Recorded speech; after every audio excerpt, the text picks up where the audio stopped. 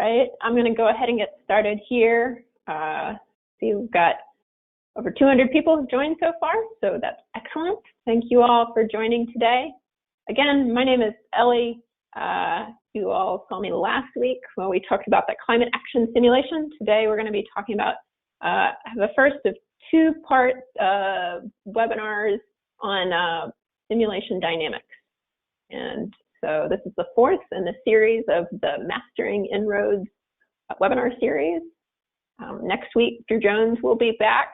He's going to be talking about some of the model dynamics and talk about different tips and explanations above and beyond what I'm going to cover today. It's going to be a pretty action-packed webinar with a lot of different things on it. As always, you can write into the questions box. And our team, we've got a bunch of people from our staff team on the line today. I see Janet and Travis and Yasmin and Drew are on the back end hoping to answer your questions. And if your question doesn't get answered, of course, you can always reach out to us at support@climateinteractive.org. Yeah, thanks for joining us. And I just did want to take a minute to acknowledge that it's been a challenging week for us here in Climate Interactive. Most of our team is based in the United States. As I'm sure all of you all know, you've caught on the news, if you're not based in the United States, that we have seen escalated police brutality recently and the ongoing loss of Black lives at the hands of police. And it's devastated us. We're grieving.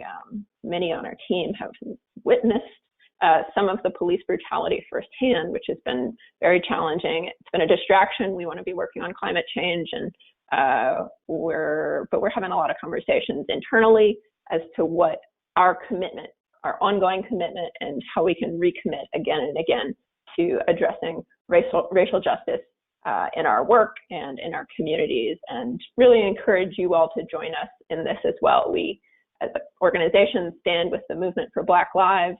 And, you know, our methodology as an organization is systems thinking. We are talking about this today in the lens of climate solutions and the interconnections and different interdependencies there, but it's not limited to climate change. It extends across our whole world. And that includes all of the other types of injustices that we face. And we're not going to be successful in addressing climate change unless we also address racial justice and other injustices at foot.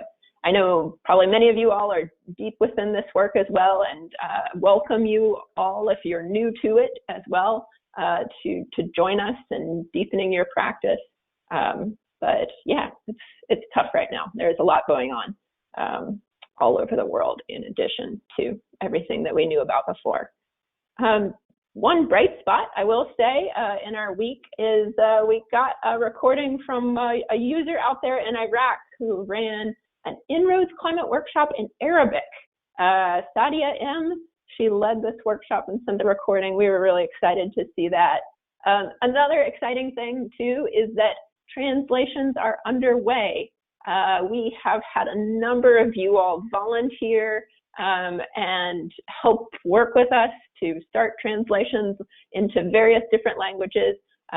Many of them are not yet available on the website, but they are coming. And we'll get some web pages up soon that will give you more guidance into what we have and where there are still gaps. So if you're interested in En-ROADS materials in other languages, stay tuned. We will have more there. And hopefully soon, this is a little further out, hopefully soon we'll also be able to offer En-ROADS in different languages. And so that way you can run a whole workshop or game not in English. So we're very excited about that offering. And if you are able to help us out with translations, do shoot us an email and we'd be happy to work with you and identify where our gaps are. And we really, really appreciate the volunteer capacity that many people have offered in terms of translations over the years and currently today. So I'm going to jump into the webinar. And today we're going to be talking about what the different main sliders of En-ROADS, and then I'm going to go in and show you all of the different kinds of advanced sliders that are within En-ROADS. We're going to look at the different graphs too, and I'll take questions. One thing to note is that the format that I'm using here is not one that I would recommend you use in terms of presenting En-ROADS. I'm doing it to show you all as you're training and learning all that is as part of En-ROADS. I would refer back to the webinar 2 weeks ago about the En-ROADS Climate Workshop as a better structure for how to introduce and bring people into the fold of how to use En-ROADS to build people's understanding of climate action. So do take note of that. As always, we will send out the recording and slides after the webinar, so you can rewatch them if you have any questions at all. And so with that, let me flip over to the simulator itself.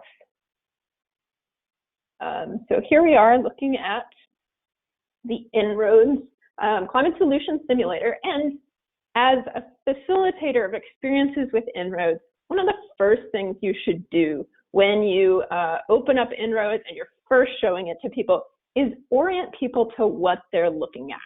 So first off, here on the left, we have a graph of global sources of primary energy. This dark brown line reflects coal. This red line reflects oil. This blue line reflects natural gas. The green line is showing renewable energy.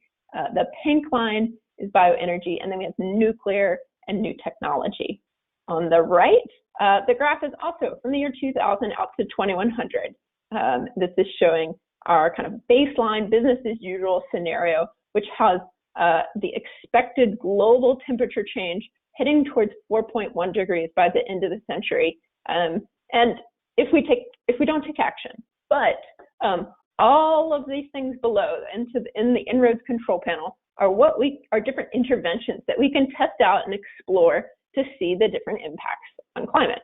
As you all know, most of you all have sat through a few webinars now and have seen and have either played with this or seen it in action. And I'm going to start just as a few notes on the graphs that you're looking at here at the top. These are the default graphs, but you're welcome to change them. And many on our team have different opinions about what's the preferred graph to show. I will say you can go to, there's this button here, show miniature graphs, looks like a grid.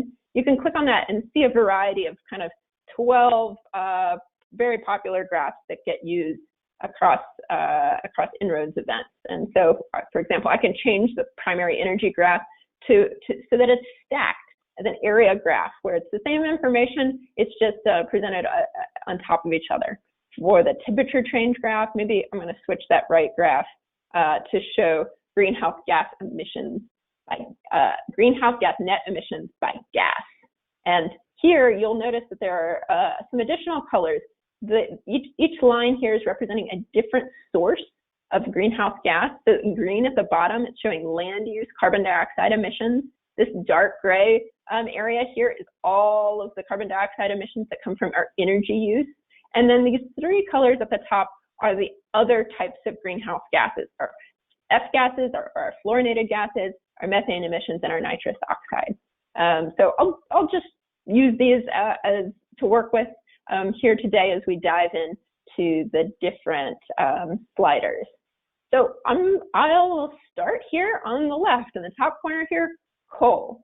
So when you move the coal slider, and again, before you move any kind of slider in En-ROADS, it's a good idea to ask your audience to mentally simulate what they expect might happen. So I won't do that for every time I move a slider today, but as you think about facilitating events with En-ROADS, this is a great thing to practice. So if I was to say, maximize very highly taxed coal, imagine in your mind what it might do in terms of global temperature change. What effect do you think it would have?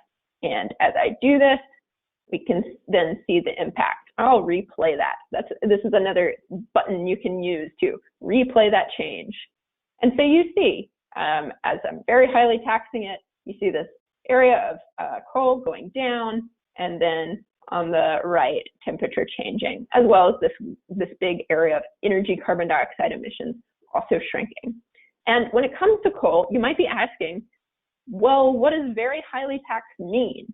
So the way to find out what you've actually done in terms of the sliders, to go into the advanced settings, click on the three dots, and you can see here, if I maximize this coal slider to the very highly taxed maximum end, it's $120 per TCE. TCE stands for ton of coal equivalent.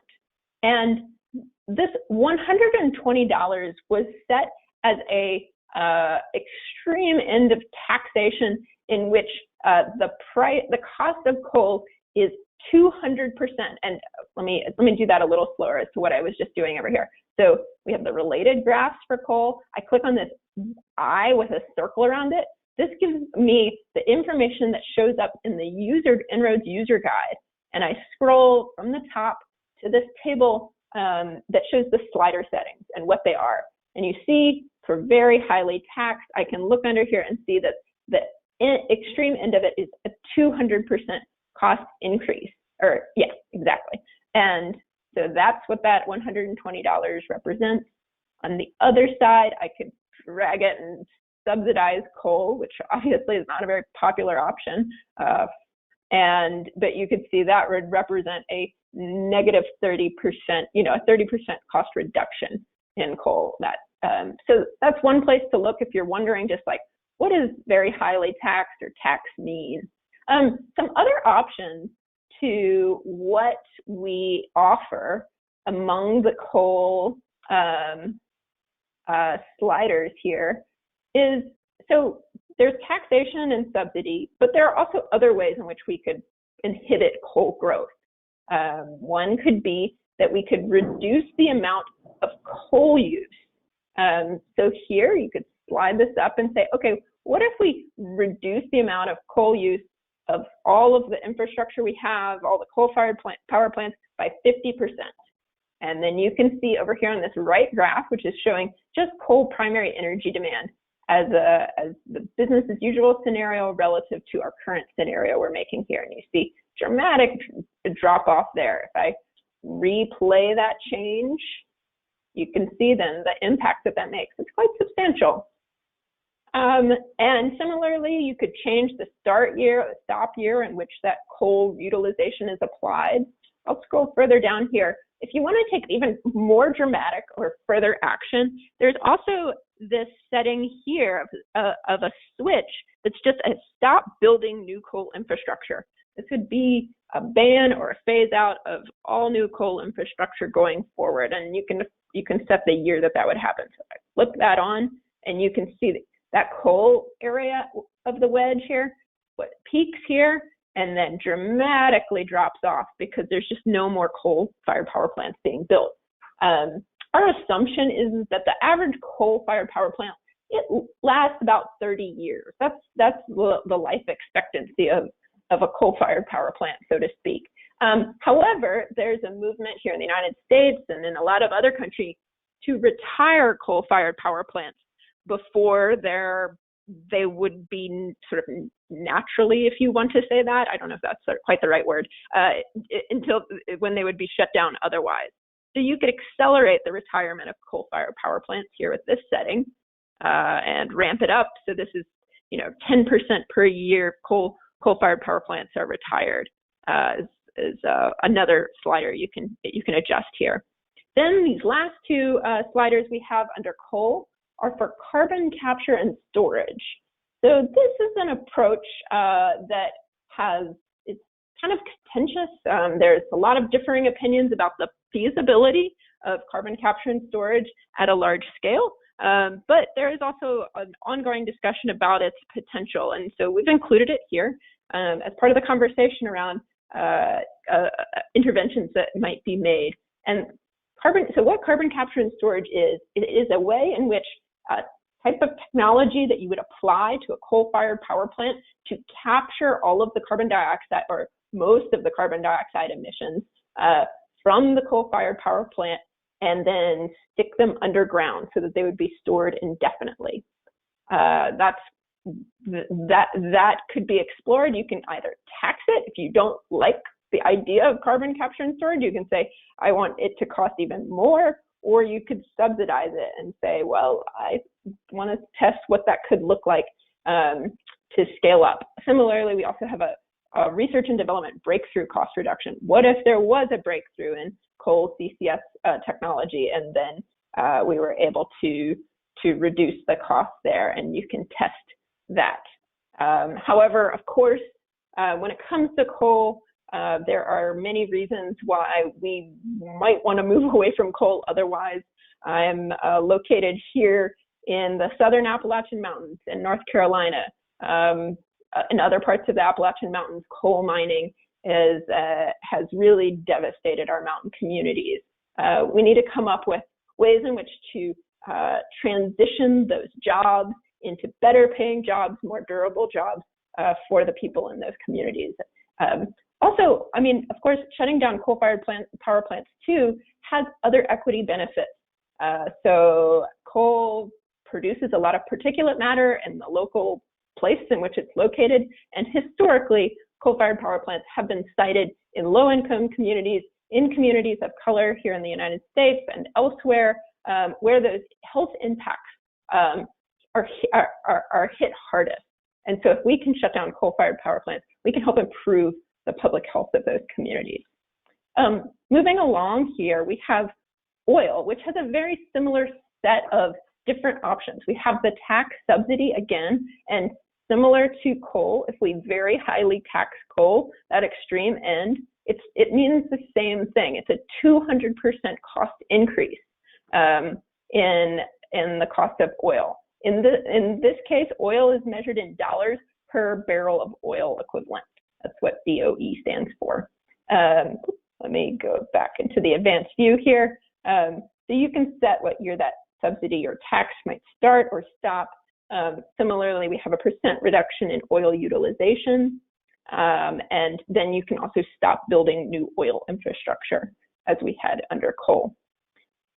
Natural gas, a similar set of options. The one additional thing we offer with natural gas here in the advanced settings is this methane leakage rate. So natural gas is predominantly made up of methane. That's basically what it is. And throughout the supply chain of natural gas, there can be leakage.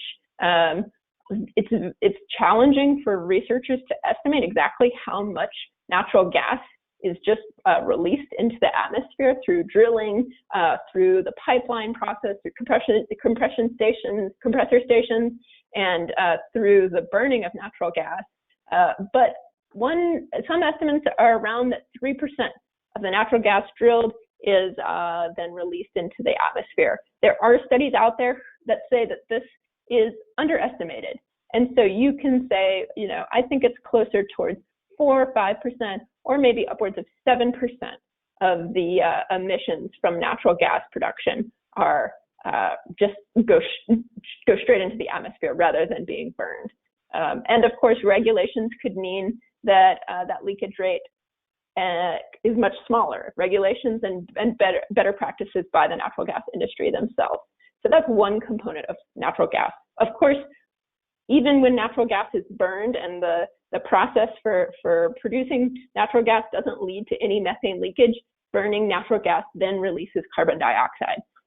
So that then is accounted for here in this energy carbon dioxide wedge. But if I really ramp up this leakage rate, watch this blue area up here in my greenhouse gas net emissions by gas area.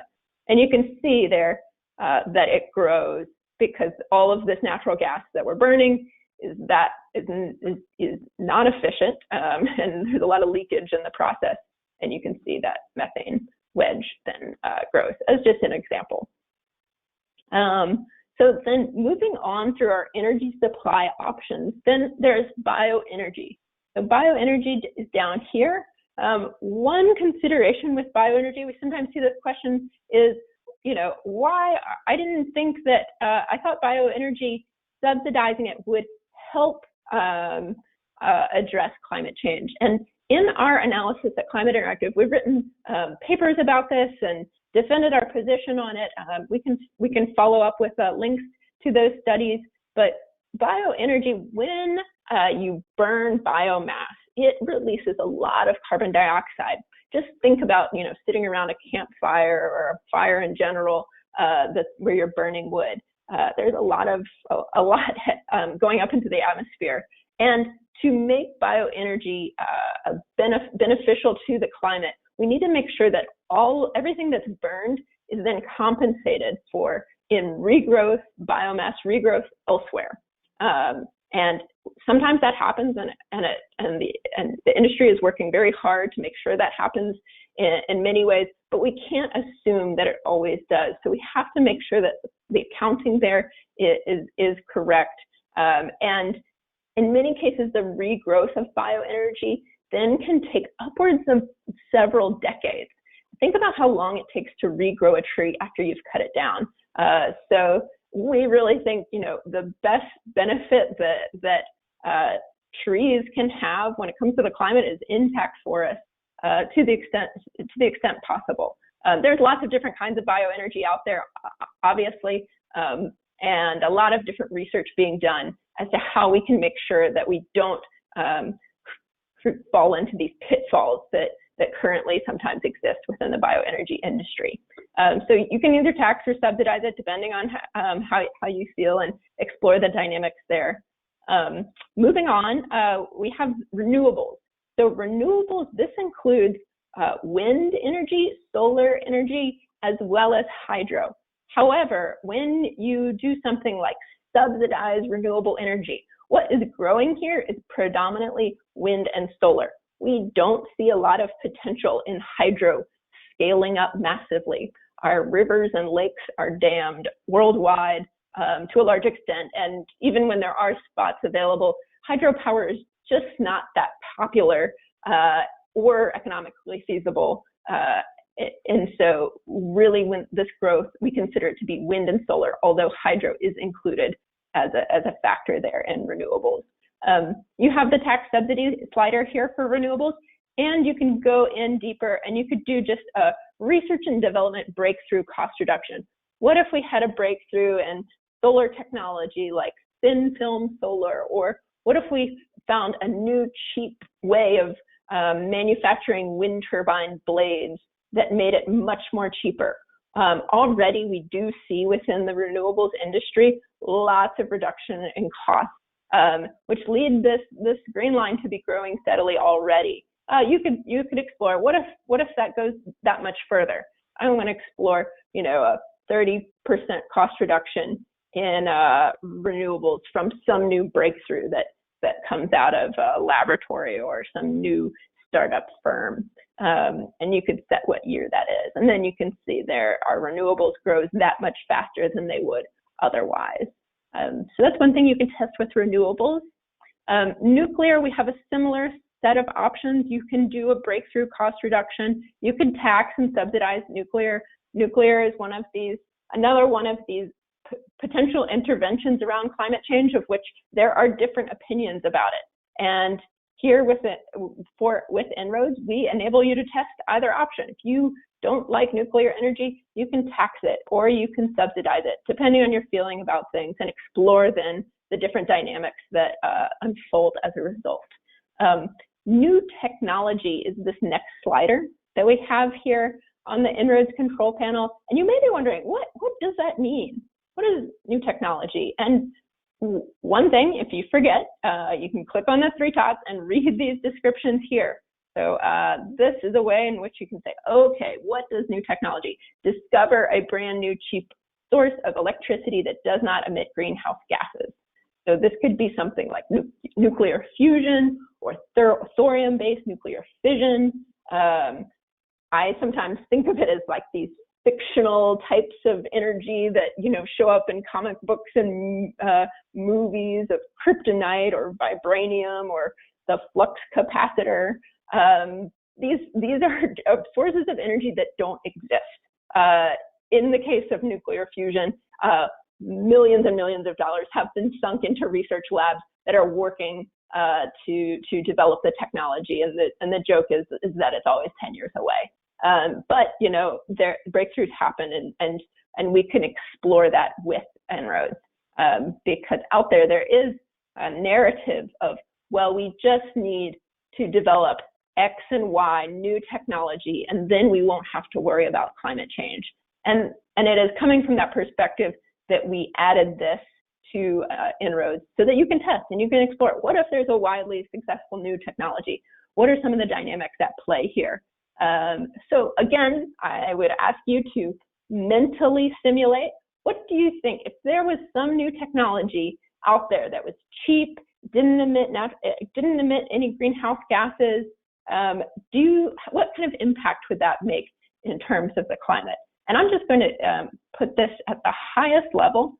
So I can go here and I'm going to have a breakthrough, huge breakthrough. So this new technology is developed. It comes out of the research laboratories next year. It's commercial ready in 10 years. And it is, when it hits the market, it is the same cost of coal. And you now see this orange line that wasn't there, this orange wedge that wasn't there before. Let me take it back to 0 and then replay that change. So you see here the change that makes, and it also brings down temperature somewhat, but you can see here that with this new technology, there are still other sources of energy out there. For one, this new technology is competing with the other sources of energy, and also it takes time to scale up a new technology. Think about something, I oftentimes use the analogy of a cell phone when I talk about new technology. A cell phone technology is an example of a technology that was developed a little over 30 years ago, so 3 decades, not really that much time, was when the first kind of commercial cell phone call was made. And then in that amount of time, what did it take? 20, 25 years in which nearly everyone around the world who has the means, the financial means to get a cell phone has one. That's an incredibly fast rate of diffusion when it comes to a new technology. There are reasons that perhaps an energy generation technology might not be able to diffuse that fast, but when we say huge breakthrough in new technology, we're making very optimistic assumptions about how fast this new technology could expand. And so you can see down here on the right, it's growing quite steadily. If our breakthrough occurs again, I'm going to click this triangle here, and you can see the breakthrough for a huge breakthrough. A breakthrough would occur in the year 2022 with an initial price that is equal to the price of coal. So you might be wondering, if the breakthrough was to occur in 2022, why aren't you seeing that growth until 2040 and beyond? Well, let me back out a little bit and show you all a slide we have on the new technology. So one of the key things that is at play within EnROADS, and Drew is going to talk a lot more about this next week, are some of the delays that we have factored in. So the reason why things take time is because that there are delays. So if you have a prototype of this new technology, our research and development success year of 2022, then it takes time for that new technology to become ready, and then people need to start buying the new technology, need to place orders, then it needs to go through permitting probably for a new energy source. Think about all of the regulations that are in place around building and siting new coal-fired or natural gas powered power plants. There's a lot that goes into that in many different countries. And then you have to be able to build the plant, and that can take time. Think about all of the engineers and other people and jobs that would need to be trained in how to use this new technology. New businesses would need to be built. All of these things take time, even under very optimistic and smooth conditions. So that is one thing that is just factored in when we think about a new technology within EnROADS, and is one of the reasons why you see this delay. It takes, 15, 20 years. Again, in my analogy of the cell phone, it took decades for a cell phone to really be in the hands of everyone worldwide. And even as that scales up, it will take time. So we're not saying it's not worth it to invest in the new technologies, but let's be measured and consider the kind of appropriate amount of difference that it could make within the climate change challenge. The next thing, and then after I cover carbon price, I'll pause and I'll ask Janet for a couple questions. as we've been rolling through a lot of things already. The last thing here under energy supply is a carbon price. So you can put this price all the way up to this very high end, and you can see the impact that it makes. I know many of you all out there are very interested in carbon pricing and the possibilities out there of it. So you can first do it as just a very high carbon price. And again, if you're curious, what does very high carbon price mean? Click on the three dots, go in under here, and you can see there. What that means is $250 per ton. Over here on the right, you see this related graph of carbon pricing showing that here, if our carbon price starts in the year 2020, then it's phased in over 10 years. You have this growth in the carbon price, and then it stays flat for the rest of the century. And I know many of you all are sitting out there, and maybe you're associated with the organization Citizens Climate Lobby or some of the other groups out there advocating for carbon price, and you're saying, well, we have a very specific plan that has carbon price going up much higher than $250 a ton. And we want to be able to test that. How can we do that? So this is where the advanced settings come into play for carbon price. So in this case, say I start the carbon price at around $15 a ton, much more modest. And maybe we say that carbon price starts here in the year 2020, sure. And remember too, EnROADS is global. So you're testing interventions that are happening at the global level. It could be a global average. Maybe the globally average carbon price is $15 a ton, where in some places it's higher, in some places it's less. And this years to achieve initial carbon price. So initially it was set at 10 years so that carbon price is slowly implemented. But with a $15 a ton carbon price, we might say, we don't need to phase that in. We're going to have it be instantaneous. So in 1 year, we'll have that $15 of carbon price in place. Then the next feature we have here is this final carbon price. So it's like a second phase to the carbon price, and you can then set that to adjust an even higher level of carbon price, or a lower level if you want to see a carbon price come in and then fade away. But for a high, very, very high carbon price, you could say, okay, well, what if I want it at a very high level? And maybe that could be upwards of something like $815 a ton. So that would have the carbon price growing $10 every year for pretty much the rest of the century. And so I'm going to enter that in. And you see over here, we don't have any change yet in our carbon price. That's because this final carbon price, I haven't set a year yet for it to begin. So then I need to also change it from 2100, which is just the far end, and really say, okay, well, when do I want to start the ramping up of this carbon price? And I would say if our first carbon price was at $15 a ton for the initial first century, for the first year, then we could just start this in 2022. And then perhaps after that, maybe we just say this carbon price takes 80 years to ramp up. And then you can see I can put in this kind of steadily rising carbon price that is gaining every year, such to where by the end of the century, it's at $815 per ton of CO2. So this means that for every ton of CO2 that's emitted from coal, from oil, from natural gas, or bioenergy, it is all taxed in the year 2100 at this $815 a ton level. So that is one way you can get creative with your carbon pricing. I will note, when it comes to carbon pricing, of course, one aspect of the conversation that we don't model within EnROADS, but I think is important to bring up in your discussion, is how do you accommodate and account for the fact that you have just driven up energy costs substantially. So going back to our equity piece that we must center and keep at the forefront, how do you set up things like a carbon pricing scheme, or even the taxes that I was discussing earlier, such that low-income communities that spend a lot of their money on energy costs are not hit very hard by it? There are various proposals and options out there that range from things like making the carbon price revenue neutral, such that everybody would get a check, perhaps a check in the mail, saying, here is your payment from all of the fees that the fossil fuel industry has paid for their carbon dioxide emissions.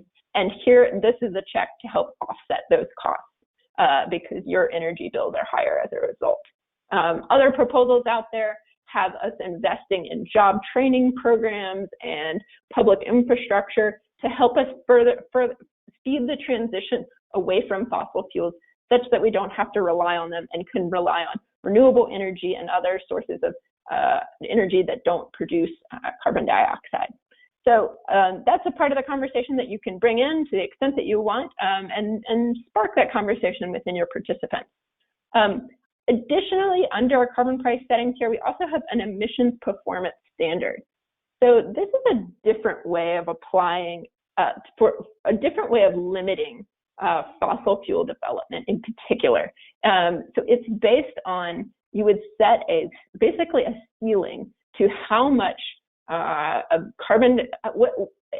how much a certain type of energy could release.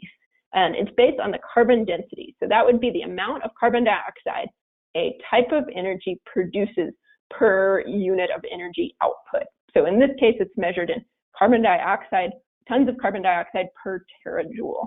And if I reset my settings, you can see here, I implement an emissions performance standard, and you can see here that coal, for example, gets hit pretty hard by this emissions performance standard because coal, it has a carbon density of 90 tons of CO2 per terajoule produced. And so an emissions performance standard would really limit that. So you can explore that if that's of interest to you as well. Okay, I have just talked through a lot of different elements of our energy supply levers. Of course, these are a very critical piece of how we are going to address climate change. This big wedge right here of energy CO2 emissions comes into play here under these energy supply sliders. I'm going to pause. Janet, have you seen any questions, things come up that would need clarification, or should I keep going? Just a couple questions. One is, what if do the energy supply sliders like coal, oil, natural gas take into account current subsidies? Yeah, that's a great question. So yeah, essentially they do. So you see the sliders are at their default level where it says status quo. Fossil fuel subsidies are baked into these different approaches, to these different types of energy supply in so many different ways. It shows up in things from the tax credits that coal mines get, and where they don't have to pay local taxes when they're mining, all the way to the consumer side, where we have subsidies placed on oil in many countries, so that way to make oil and gas more affordable. So we have had trouble really untangling all of that, and this is a question that many groups out there are wrestling with. How can we remove fossil fuel subsidies? But the way I would suggest you kind of giving it a relative effort is you could say, well, it's taxed. So that just means that you're compensating for the subsidies that are already inherent, and remove those subsidies. I'll show you all an example of just how tricky it is to get into the nuances of these subsidies. So here is, we looked at two different studies because we were trying to wrestle this question of like, can we figure out how to remove fossil fuel subsidies, or just how much there is? And the key thing to pay attention here is just the relative scale of this number here in bold that comes from the International Energy Agency, and this number down here that comes from the International Monetary Fund. We have $300 billion versus $5.3 trillion, just an order of magnitude difference, which is one of our challenges in wrestling with there. Maybe we'll get to it one day, and we hope to better be able to pin down that question. But it is one that we continue to wrestle with, and a good thinking there to ask it as well. Thanks. And then, was there another question, Janet? Yeah, one more, which is a lot of people were wondering about the carbon price slider and whether that has kind of a difference between cap and trade or carbon tax and how to model those. Yeah, so the way we think of it is that this is kind of a globally average carbon price. So it's not a dynamic market in the sense that cap and trade would be, but it's more just like a carbon tax where it's applied, and then you have this graph here where you can shape the dynamics with all of the advanced settings that I walked through of what you think it might be. But of course, many countries, what they have in place are carbon markets in which this price fluctuates on a even interannual basis. But yeah, we're just kind of setting it as a way of simulating and helping you all think about the impact or the leverage that these different interventions might have.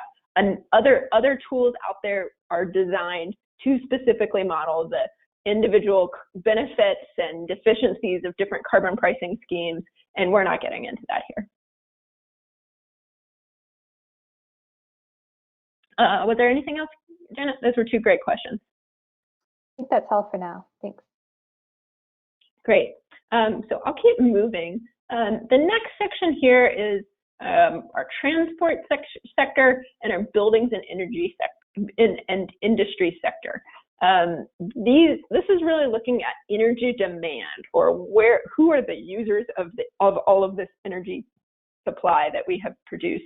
And a key part of thinking about energy demand is and when it comes to climate solutions, is that energy efficiency bucket. How could we, get around with using less energy? How can we heat our homes and live our lives with using less energy? And I know many of us are exploring these potentials in this time of grappling with the coronavirus and the pandemic, as many of us are stuck at home or working from home, and that could be one type of energy efficiency, so to speak. But of course, there are many others, from everything from the things you might do in your household to large-scale things that industries might apply, where they do things to change their manufacturing processes or shorten their supply chains such that they can produce the same good more efficiently. When you adjust the energy efficiency sliders, either those for the transport sector or the buildings and industry sector here, what you're doing is you're changing the energy intensity of new capital, so new goods. In this case, in buildings and industry, when I ramp up the energy efficiency slider here, you see 5% per year. What this is a 5% per year improvement in how efficiently energy is used. So how can we produce all the goods and services, all the buildings and industry we want in the world, all of the new stuff out there, the new buildings, the new manufacturing plants, and retrofit some of the old stuff in a more efficient way so that they can do the same thing with less energy. And that's what we're doing here with energy efficiency slider. You can see, and it does make quite a significant difference. Let me just replay that and to highlight just that one slider. We were at 4.1 to start with, and improving our buildings and industry energy efficiency really brings us down there in terms of temperature change, because we can, that area there for energy carbon dioxide emissions is reduced. And one of the things you can do is look under here, and you go to the miniature graph, look at energy demand. So our energy demand was here, but it's now much lower because we're doing things more efficiently. Add in that transportation energy efficiency, and you see that energy demand falling even more. Next week, Drew will talk about some of the dynamics here around energy demand and go into that in more detail. So stay tuned for that as well. Let me go back to my graph I was looking at before. The other component we have under transport and buildings and industry here is electrification. So in recent years, electric cars have become much more popular than they were in previous decades.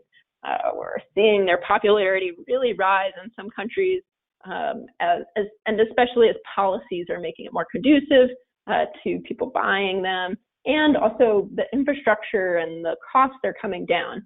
So what you can do here is you could say, what if for all of the new transportation out there, what if the percentage that is electric is increased? So I'm going to increase this percent per year, and you can see here that I can really ramp this up. Say I ramp it up all the way so that every year 5% of the new transportation infrastructure of the world is electric. And you can see that rises steadily. But notice here, this graph is showing the electric share of final energy. So it's the percentage of all of the transport energy use out there that is electric.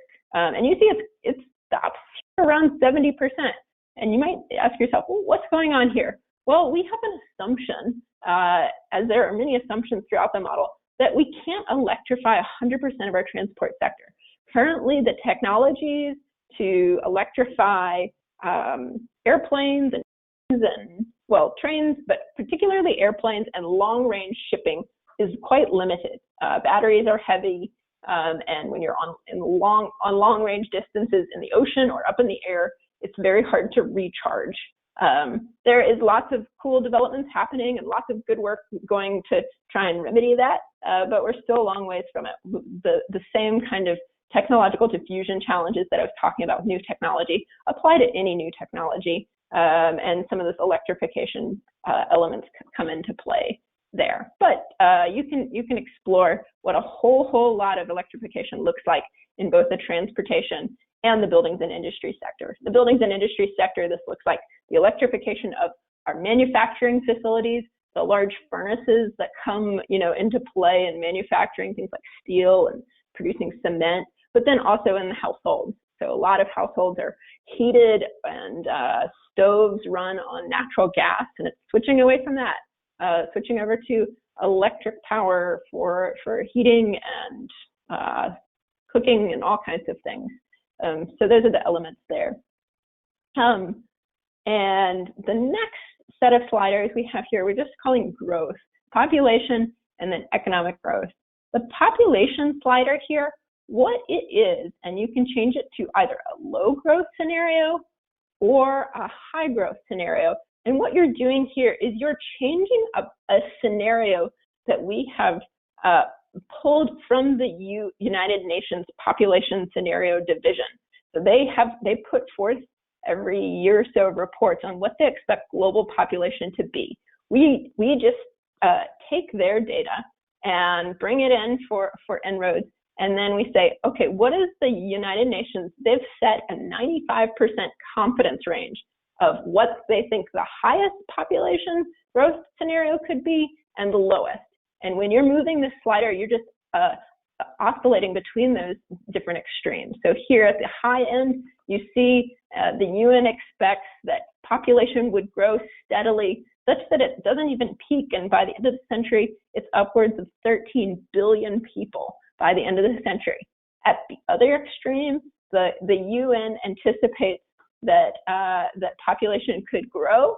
By the middle of the century, it peaks around 9 billion people, and then it falls somewhat. This could be due to smaller family sizes and just a shift in women's education and access to family planning resources that could cause this. So you can toggle that and explore those dynamics there. The other piece we have here is economic growth. So this is GDP per capita, GDP per person.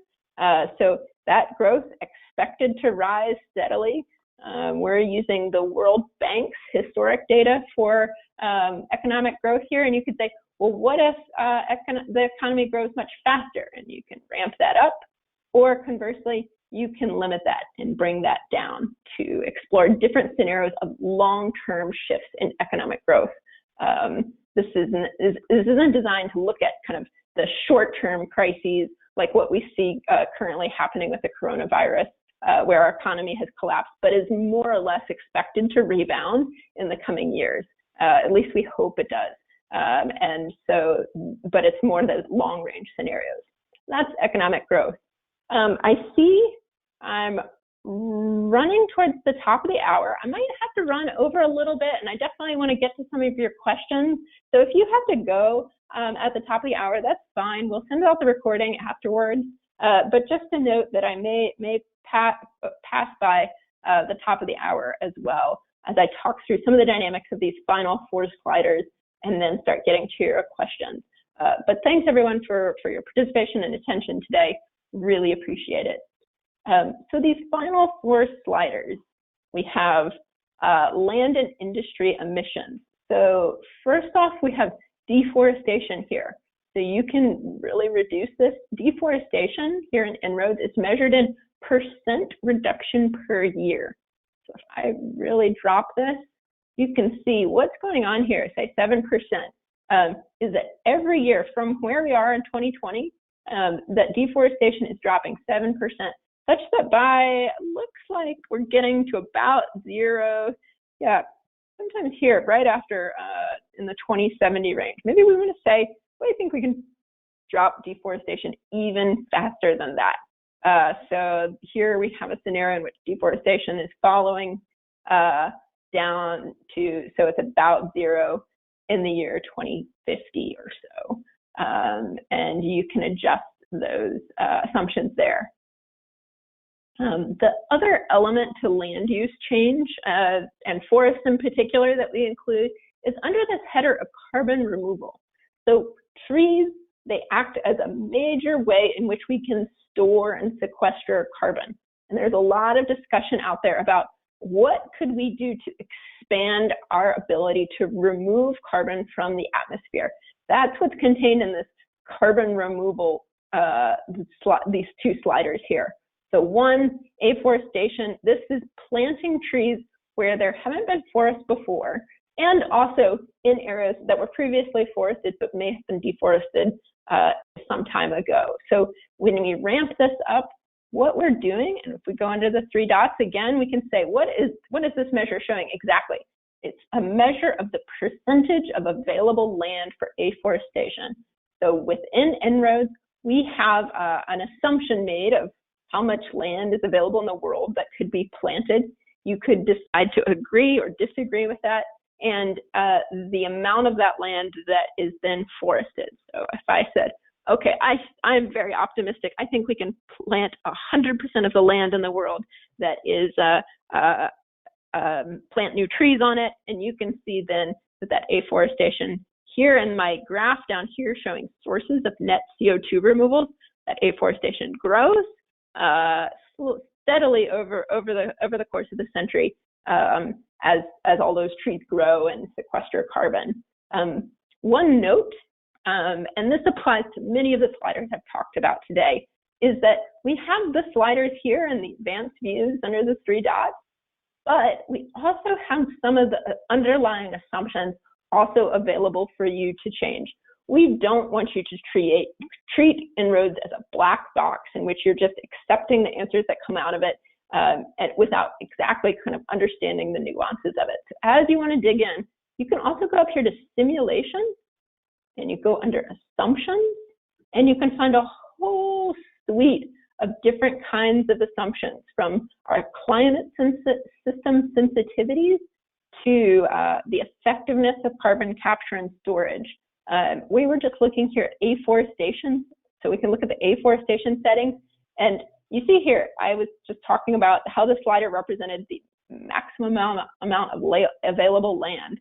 So maybe you don't think that we have 700 million hectares of land available. You think it's much less. You can really reduce that down. And then you see, actually, you could just see it when I did it, because we already had that afforestation turned on to the maximum level, that the impact of afforestation changes if you have 700 million hectares. That's quite different than if you only have 100 million hectares. The impact of afforestation will be obviously much smaller. So there are other assumptions here that we could get into if we had more time about that you can also adjust around the potential for growing trees in new areas. in addition to our forestry aspect, another aspect of climate change are all of the other gases that are not carbon dioxide. That's what's included under methane and other gases.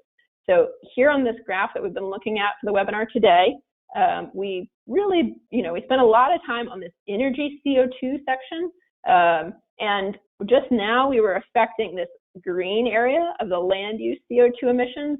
We're talking about afforestation and deforestation, but this slider here is going after these top three greenhouse gases: methane emissions, which predominantly come from agriculture. So we think often about cows, but also growing rice paddies and bogs produces a lot of methane. Also natural gas, which we touched on earlier, is a source of methane emissions, and just the decomposition of waste in general produces methane. And then the other two categories of greenhouse gases are the fluorinated gases. So these are the F gases. They include things like our hydrofluorocarbons, HFCs, that show up in air conditioning and refrigeration.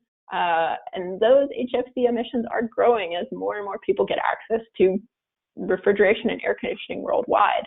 There are ways of creating refrigeration without so many HFCs, and the industry is working on that. There are agreements in place that address the F-gas emissions. And then you have the nitrous oxide emissions.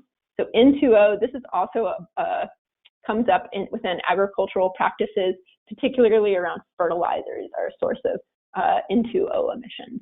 So when you adjust this slider, you're adjusting this whole bucket. I'm going to just put it at the maximum level, and you can see here. So let me replay this and really watch what's happening here on that top wedge. So it was quite high, and when we do 100% read of the maximum potential of our methane and other gases, you see it gets quite low. One thing to note, however, is that it doesn't go all the way to zero. So here, this is another assumption that we have within En-ROADS, is that we need to be able to feed people, and that necessarily releases some of these greenhouse gases. So you see there is still some emissions coming from the methane sector. Those are just very difficult emissions that we can't get rid of. Our waste, when it decomposes, produces methane emissions. And so one of the things that we have to think about is, well, can we compensate for those emissions in other ways by perhaps increasing the amount of carbon dioxide removal such that it becomes net negative, or other things? But it's generally assumed that we're not going to be able to take all of those other gases down to absolute zero. When it comes to these other gases, so I'm adjusting this slider and I'm moving a whole bunch of different buckets of interventions. But you can use the detailed settings here. So I click on this switch, and then it's broken out into two categories. If you want a little bit finer detail here, you can just impact the agricultural and waste emissions, or the energy and industry emissions. So that's one way in which to have a little bit finer tuning capability there when it comes to the sliders. And I will note our modeling and research team is working hard to build out and to get some finer tune controls around all of the emissions that come from our land sector. There's a lot of really great emerging research and work being done on that we're trying to fold into En-ROADS to give you all more better control and ability to talk about some of the different solutions that exist there. So that will come much further down the road. It's a big process to do that work, but know that it is underway, and we hear you when you ask us about it. So we've reached the top of the hour. Again, I recognize some of you all have to run. If you can, stick around for a few more minutes. I'll talk about this last slider here of technological carbon removal, and then take some of your questions. But thank you for joining. If you do have to run, no problem at all. We will send you a follow-up email afterwards. So this last slider here, technological carbon removal, is another kind of bucket of a variety of different approaches in which we might remove carbon from the atmosphere. This comes up. I don't know how many of you all have tried to make a 1.5 scenario yet with En-ROADS, but you'll find it's quite challenging and requires a lot of different options. And in recent years, as our action on climate change has continued to be delayed, we're seeing these technological carbon removal approaches entering into the conversation more and more. They're not silver bullets. They're not solutions that are going to fix all of our climate change concerns by any stretch of the imagination. But maybe if some of them are successful, it could help. It could be one component of addressing climate change. Some of the big questions that exist around all of the carbon removal approaches that we have here, and I'll talk through those in a second, is just where the financing for them comes from. How do we create a business models or markets in which these would even be viable? There are questions there, and I think a lot of people generally assume that they're only going to be able to be scaled up in a world or in a scenario in which you already have a carbon price. Here in En-ROADS, you can just test them out, see what the potential is. We're not trying to make this isn't a model designed to make economic assessments of least cost pathways and that kind of thing. There are other tools out there for that. This is just helping you think through and explore the different potential pathways and where there might be leverage within the climate system. So for the technological carbon removal options, I'm going to use the detailed settings here. I can ramp them all up and say, what if all of these approaches were very successful? And that's what you do when you move this slider here. You say, what if we have a medium growth in all of these different types of what are known as, you see here, it's called CDR, carbon dioxide removal. And this gray line appears where we didn't see it on the graph before. So what if we have that? And what that means is you have success in a variety of the different carbon dioxide removal approaches. But you can also use more finer detailed settings and pick a certain carbon dioxide removal approach that you think has potential likelihood of being successful. So the first one we have here on the list is what's known as BECCS, or bioenergy carbon capture and storage. I explained carbon capture and storage when I was talking about coal at the very beginning. This is the same sort of process except for applied to bioenergy. And because bioenergy has that potential of compensating the carbon emissions that come from burning the biomass by regrowth of plant material, then you could, if you were to capture all of that, those initial emissions, store them underground, and then regrow a bunch of plants, that could potentially lead to becoming a net source of removing carbon dioxide from the atmosphere. So you could scale that up and see, okay, what if we had some BECCS?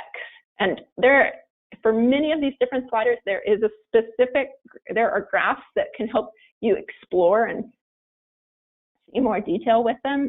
I'm going to flip over here. Let's do sources of net CO2 removals. And so here where I've scaled that up, you can see my BECCS wedge growing somewhat. Another type of carbon removal that's being discussed increasingly, there's a lot of investment going into it. However, it's still very expensive. It's direct air capture. This is like a industrial dehumidifier for the atmosphere. It's a type of technology that would be able to pull the carbon dioxide out of the air. It's quite energy intensive right now. If you imagine kind of running a giant vacuum cleaner or something to try and suck up all of the carbon dioxide in the air, you can imagine that would take quite a bit of energy, huh? There's lots of research and development going into this, and people are figuring out ways to make it more efficient. If that is successful, we could see that scaling up, and we could see more direct air capture as one potential way in which carbon is removed. Another approach that we have is enhanced mineralization. What this is basically crushing up a particular kind of rock that is, through chemical processes, can sequester carbon, can store carbon. The most commonly talked about type of rock that I've heard is basalt. So if you were to have a bunch of basalt rock and crush it up and spread it out, it would help sequester some carbon. there is studies being done as to that potential and how it could scale up. That's something out there. One approach that is commonly talked about, and I've seen in previous webinars, some of you all have this near and dear to your heart, is the potential for soils to remove carbon. So we have agricultural soil carbon sequestration. If farmers and landholders adopt practices like no-till agriculture, in which they're not plowing their fields so frequently, they can store more carbon. There's a whole bunch of different suite of practices in this agricultural soil carbon bucket that could be employed, that could increase our ability to remove more carbon from the atmosphere. And the final thing here on our list of different options is biochar.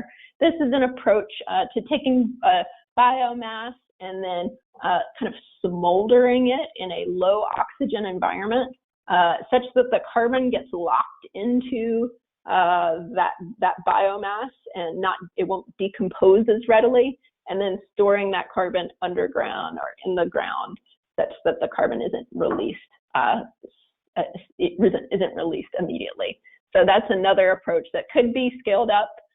It's used at small scales already, but it would need to really be a major intervention into climate change. It would need to scale up significantly larger than it is right now. But, again, there are conversations out there on a range of these different technological approaches to removing carbon that could be explored, and you can choose within your En-ROADS event the degree to which you want to even get into them. Like all of the things here, the detail in which I have gone into them today is not what we expect you to do in a typical En-ROADS event. You might pick one of those sliders and go into the advanced settings, but then typically, I'll oftentimes just hang out here on the main control panel to keep the conversation at a level that is accessible to as many of the participants in my event as possible. And so as a facilitator, you really have to gauge that of when it's appropriate to go in deep and when to keep things at a higher level, just so you can make sure to make all of the points that you're interested in making. I think that about covers it for the range of different slider options we have within En-ROADS. It's quite a lot. Thank you all so much for hanging on, and I hope that was helpful to get the explanations for what some of these different sliders are.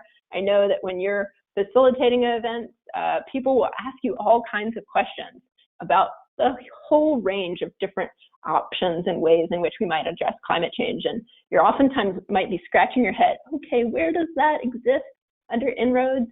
I know it's in here somewhere. One resource we have, if you're ever lost and you want to figure out where to find something, if you go up here to view, there is, if you go under help, you go to this related examples, and you click on this, and you see here, we have a range of different types of things that people might raise. Maybe somebody raises their hand and says, oh, what about plant-based diets?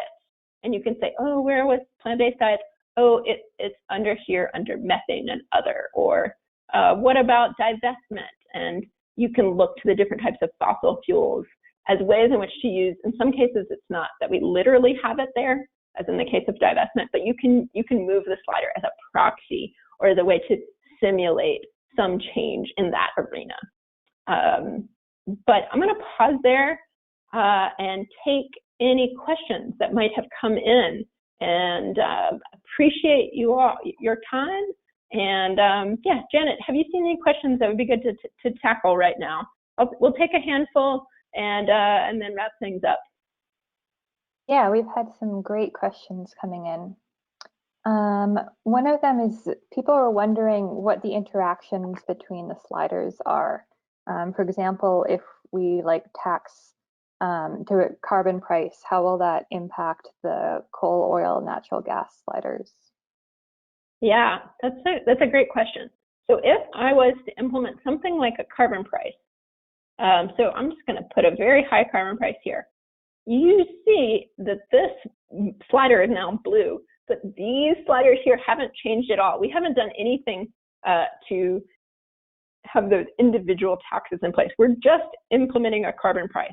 the sliders represent different interventions we might make within the climate and energy system.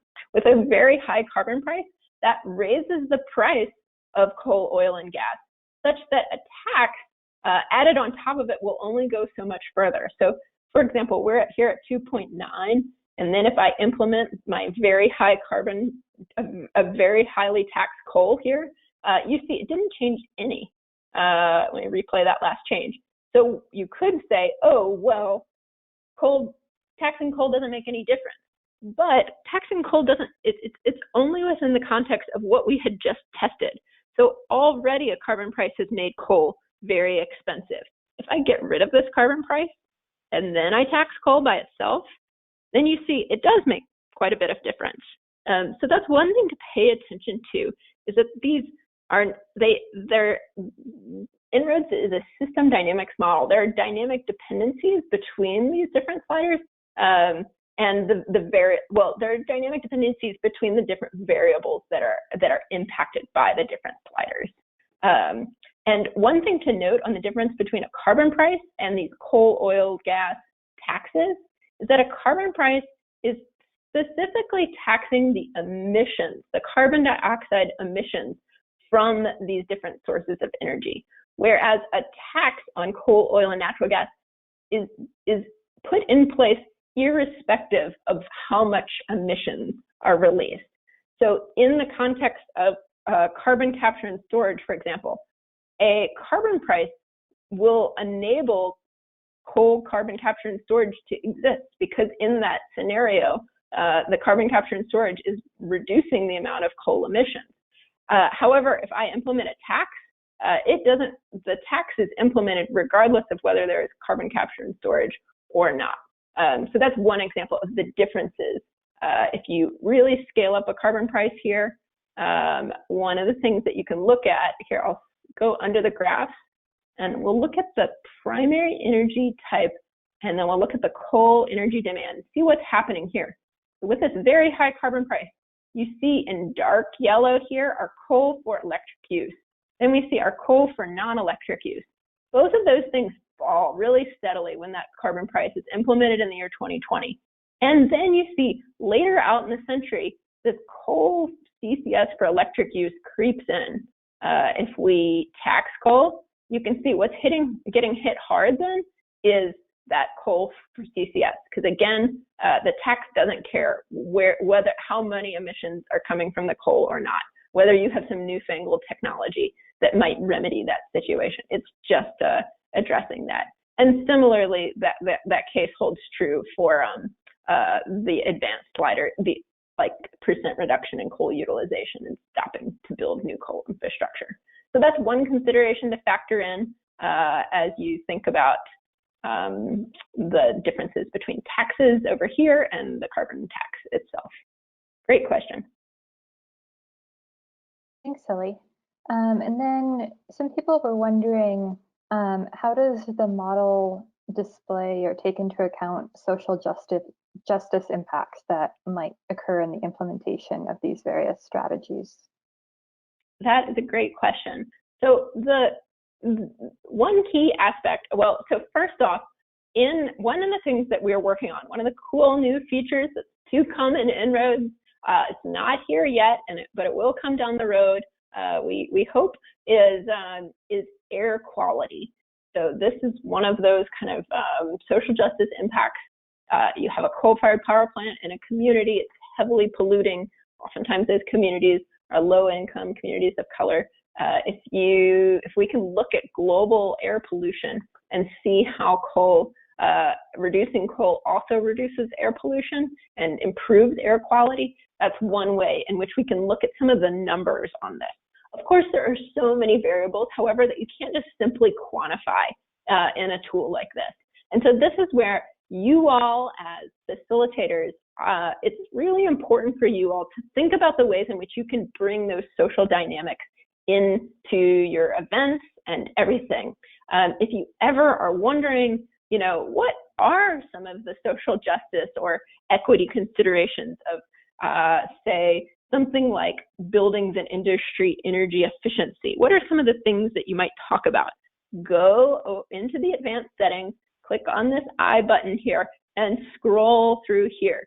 So we have listed the potential co-benefits of encouraging energy efficiency. So some of those co-benefits are, if you've insulated your home, then it remains cooler in the summer and warmer in the winter when weather events and grid overload causes outages. This causes energy costs to come down. Electricity bills are lower, whether you're renting or you own the property. Energy efficiency can help with those things. But some of the equity considerations of something like buildings and energy and industry energy efficiency are that there are upfront capital costs that can be prohibitive for low-income households or renters in particular to take on. If you're renting a house or you live in an apartment building, you're not going to be able to, or you're not going to have an incentive to invest money into making that building more efficient, even if you know how to do it. And so that's where policies might come into play that can address that. And so as you're becoming familiar as a facilitator, take some time to go into this further information here. This is all, again, it's the same information that shows up in the En-ROADS user guide.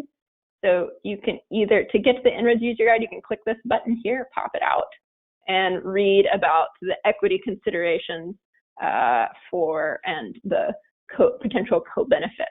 And for all of the different sliders, we have that. So you go over to natural gas, you can read about the co-benefits of discouraging natural gas, things like the water-intensive nature of gas drilling, and also think about some of the equity considerations, whether it be job creation or all different kinds of things. So we have added that, and we're working to add more. You will find that we will soon be adding case studies. So there'll be additional talking points that get at citing specific studies on this, and we've tried to document things where possible. I will also say another resource for you into bringing in social justice and equity into your conversations with En-ROADS is in the supplemental slide deck, which is available on the website, the additional slides, En-ROADS supplemental slides. You can look through these, and we have this great kind of guide to the control panel from an equity lens. Here it is, equity considerations for En-ROADS, and also co-benefit considerations. So you can also use this as a sheet to help give you those talking points if you're less familiar with them. And you could say, if somebody raises their hand and says, oh, I think we should, implement some new technology. And then one of the things you could discuss is, well, of course, with new technology, there are unknown consequences and risks associated with this. So one could imagine that there might be challenges with citing some new technology that nobody knows about, and whatever it might be. So there are resources there.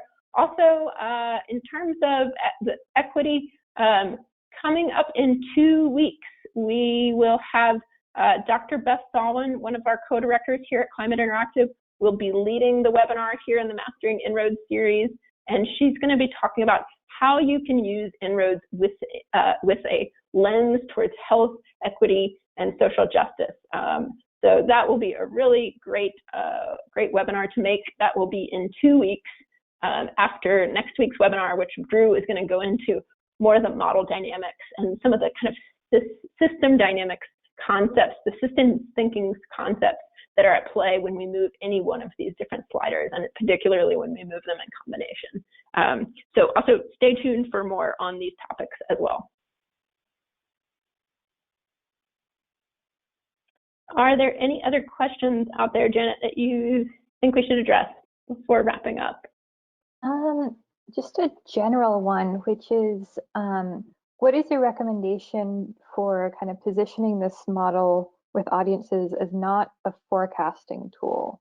Because I think some people might say, well, the model, forecasts that temperature will be X degrees in 2100, and that's the way it is.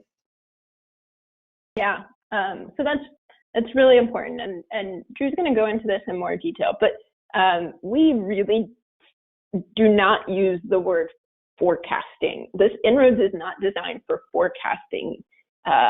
It's designed for testing different possible scenarios. You know, as soon as you move one of these sliders, it's a different outcome. I wouldn't say that just because I clicked here to very highly taxed coal, that I would say that this is a forecast of what would happen. It is a scenario. We're playing out different possible futures to explore them. And then it will be on all of us in the communities we work with, the businesses we work with, to adopt the practices to make it so. Certainly, you know, just look at what is going on in the world. It's very hard to anticipate what our world will look like in a year or two in the decades to come. Will we adopt more climate policies and put ourselves on a path? I can't tell you that. Nobody can tell us that. But we can play out different possible scenarios and choose the ones that we think are most favorable and do everything we can to work to see them through. And so as a facilitator, as you're showing En-ROADS to others, make sure you kind of put it within that context. And we'll be talking about that much more in the webinars to come, into how to properly kind of situate En-ROADS within these conversations about likely outcomes and so on and so forth. But that is a good question. See any others, or shall we wrap up for today? I think we pretty much covered it. Thanks, Ellie. All right, great. Well, thank you all so much for hanging on today. I hope you got a lot out of this webinar, and I look forward to seeing you all next week. Like I said, Drew will be back, and you know, just also appreciating everybody out there who's working to address all of the multiple different struggles we face here in our world. I know that the racial inequality and the police brutality is particularly raw for us here in the United States. The coronavirus continues to plague us, of course, as well. I know many of you all are beaming in from other countries that are facing your own unique challenges, and even in your day-to-day lives. So really appreciate the commitment that you all bring to showing up to this series and to figuring out how to do better in the world. Thank you all so much. We will see you all later. Bye.